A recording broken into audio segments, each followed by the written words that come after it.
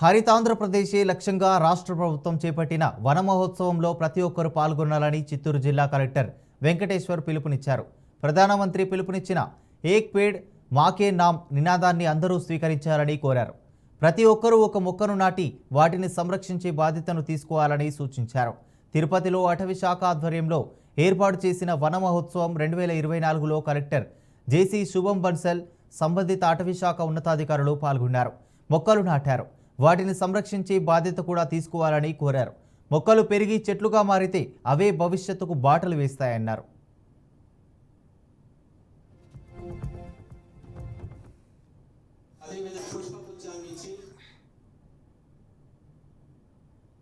పిల్లలుగా ఉన్నప్పుడు ఇంకా ఎక్కువ చెట్లు ఉండేవి.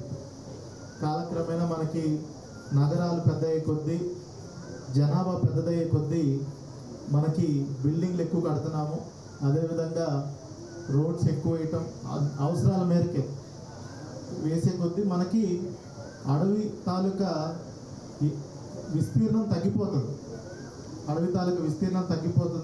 అడవి యొక్క విస్తీర్ణాన్ని మనము పెంపొందించేందుకు మనందరము కష్టపడాలి.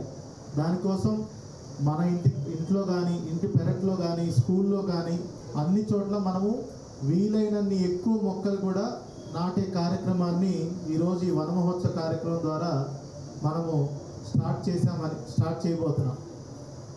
దీంట్లో భాగంగానే పిల్లలందరూ చొరవ తీసుకోవాలి.